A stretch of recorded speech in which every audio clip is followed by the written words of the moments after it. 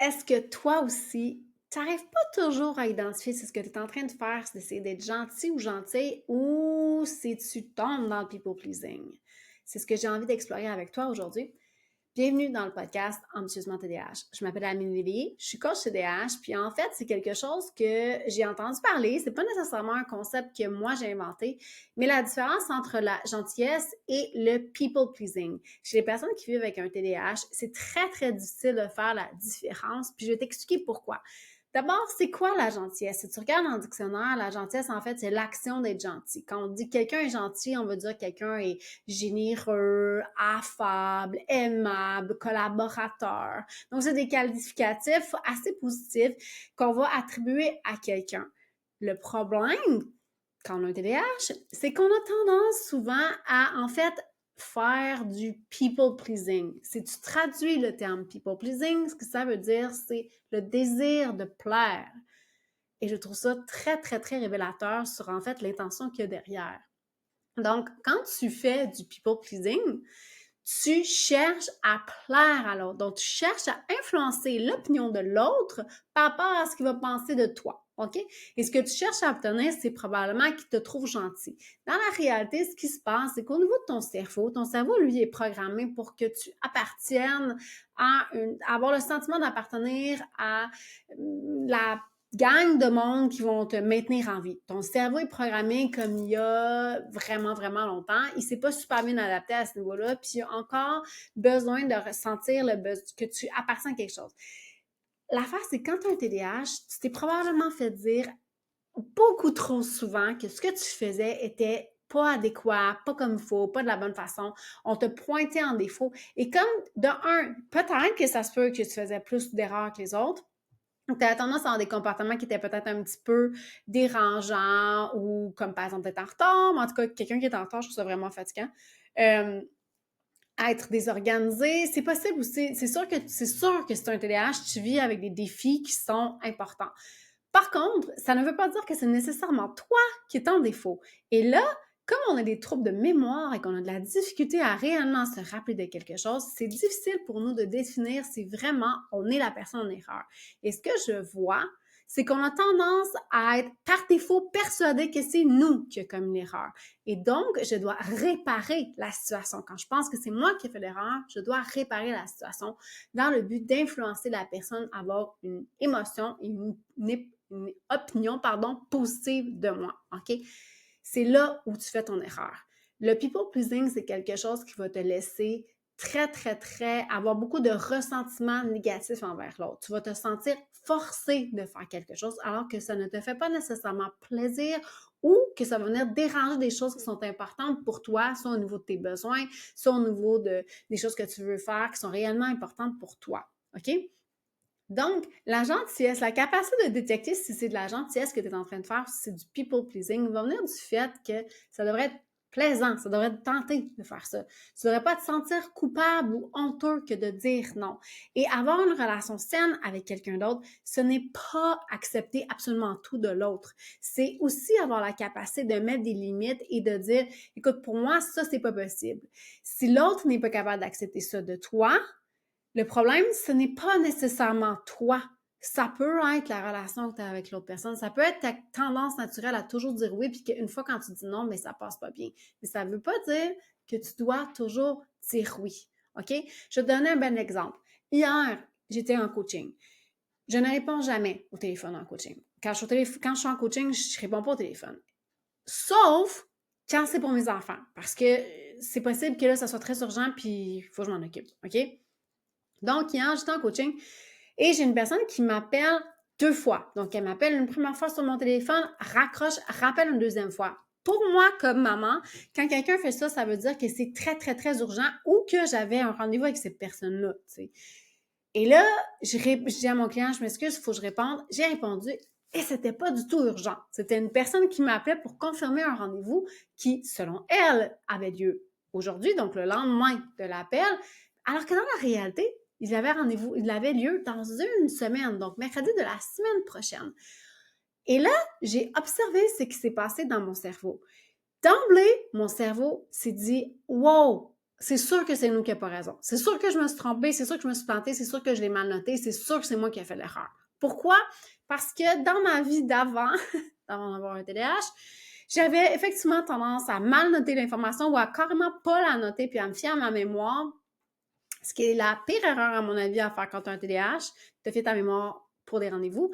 Et je créais des conflits d'horaire, j'arrivais jamais à l'heure, j'arrivais trop en avance, j'étais pas la bonne journée, ça m'est arrivé plein de fois et je le sais que c'est vrai que je faisais ça. Est-ce que je le faisais tout le temps? Non, j'étais capable d'aller à l'école, j'étais à l'université, j'étais à mes affaires. Mais quand c'est des rendez-vous, comme aller chez le dentiste, ces affaires-là, des rendez-vous qui étaient un peu plus occasionnels, c'est sûr que je me trompais dans mes rendez-vous. Maintenant que je sais comment mon cerveau fonctionne et que j'ai mis en place des stratégies pour m'aider à faire en sorte que ça n'arrive plus, maintenant que j'ai un agenda papier, un agenda virtuel, j'ai un système de couleurs, j'ai un système de notation, je ne prends jamais de rendez-vous si je ne suis pas à côté de mon agenda pour vérifier que je ne suis pas en train de créer un conflit d'horaire ou que je ne suis pas en train de créer quelque chose que je ne veux pas créer, eh bien, je ne prends pas de rendez-vous dans ce moment-là. Donc maintenant, je le sais, je suis capable de faire confiance, je me fais confiance que mon système est suffisamment solide pour que quand quelque chose est écrit dans mon agenda, c'est que j'ai raison. De plus, ce rendez-vous-là, j'avais reçu une confirmation par courriel, j'avais reçu une confirmation par texto et elle était en accord avec ce qui est écrit dans mon agenda. Donc, je sais que ce n'est pas moi qui ai fait l'erreur. OK? Par contre, la dame n'était pas de bonne humeur et elle avait un ton un petit peu agressif et moi, j'ai eu un petit peu une réponse aussi un peu sèche parce que, elle me dérangeait. OK? J'étais dans une situation où normalement, je n'avais pas répondu. Je ne considère pas que c'était une urgence pour moi.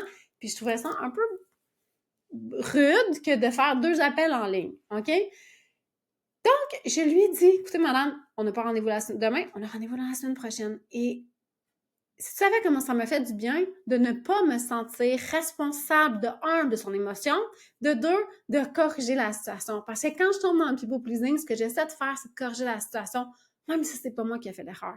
Parce que je veux que la personne pense que je suis, entre guillemets, gentille. Je suis pas gentille quand je dis à la dame qu'elle a fait une erreur. Je suis pas gentille quand je dis à la dame que c'est pas acceptable qu'elle m'appelle 2 fois. J'ai le droit de mettre une limite. De un, c'est quelqu'un que je connais pas. De deux, c'est un peu sa job. C'est elle qui est vendeuse. Et de trois, j'ai le droit, moi, d'avoir des limites et de dire c'est un moment qui ne me convient pas et mon rendez-vous est à ce moment-là. OK?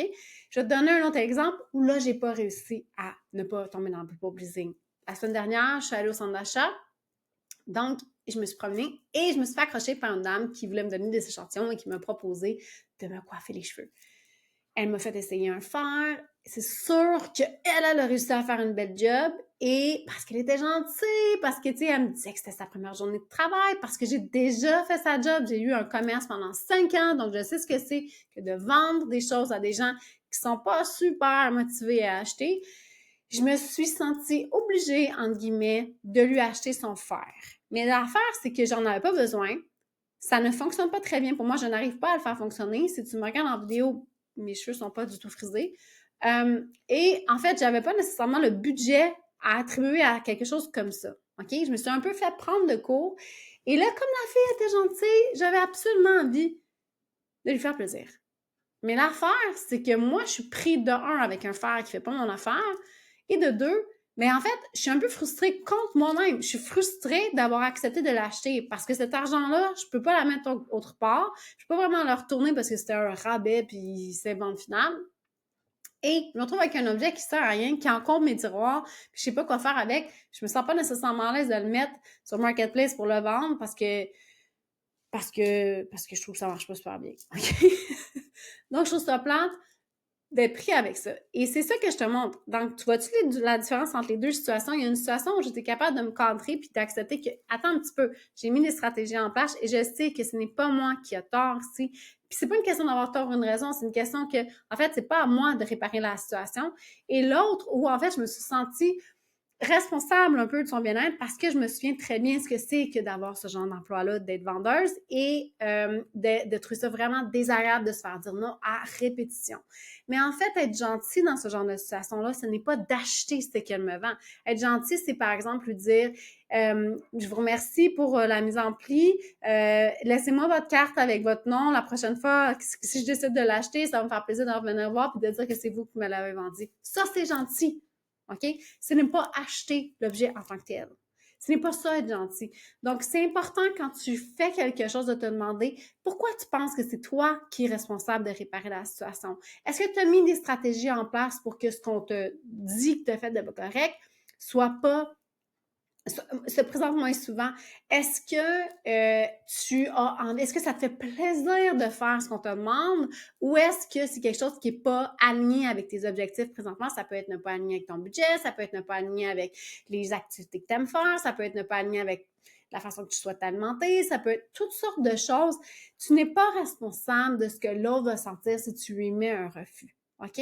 Donc, c'est là où je veux t'amener aujourd'hui, puisque j'aimerais que tu prennes le temps de considérer quand tu t'apprêtes à répondre à une demande de quelqu'un ou quand tu te fais coincer comme moi dans un centre d'achat et que tu te fais vendre un fer pour les cheveux dont tu n'as pas besoin. Ce genre de situation-là, c'est sûr que tu pourrais me dire, une des stratégies que j'utilise beaucoup, c'est d'acheter en ligne parce que j'ai pas à me confronter à une personne à qui je me sens mal d'être gentille. Mais c'est un autre problème à acheter en ligne parce que, bon, là, ça vient chercher d'autres choses dans mon cerveau TDAH où j'ai vraiment toujours le goût d'acheter quelque chose de nouveau. Mais ça, c'est pour un autre épisode. On pourra en parler la semaine prochaine si c'est le genre de choses que tu aimerais que je parle. Les finances et le TDAH, c'est un sujet tellement croustillant. Donc, pour en revenir sur le sujet et la stratégie que j'ai envie de te donner aujourd'hui, c'est quand tu cherches, quand quelqu'un te demande quelque chose ou quand tu te retrouves dans une situation, tu dois prendre une décision, je te conseille fortement de te demander, est-ce que j'ai envie de le faire? Est-ce que ça me fait plaisir? Ou est-ce que je me sens coupable? Est-ce que je vais avoir du ressentiment? Est-ce que je vais être frustrée? Est-ce que je me sens obligée? Si c'est dans cette catégorie-là, ça devrait être un gros red flag. OK? Tu as le droit de ne pas avoir envie d'aller aider ton 4e cousin du rang B à déménager. T'es pas obligé. OK? Donc, j'espère que tu as apprécié l'épisode aujourd'hui. Si tu l'as aimé, je t'invite à le partager. Tu peux t'abonner sur ma chaîne YouTube aussi, ça m'aide à faire connaître la chaîne à d'autres personnes comme toi. Tu peux me laisser un commentaire sur Spotify ou sur Apple. Je les lis tous. Tu peux aussi me mettre un petit 5 étoiles. J'apprécie énormément. Sur ce, je t'invite à aller sur mon site web amélieléveillé.com à t'inscrire sur l'infolette parce que si tu veux faire partie de la prochaine gang de VIP, ça va aller juste en janvier et c'est là que ça va sortir. Et sur ce, je te souhaite une très, très belle semaine. On se revoit la semaine prochaine.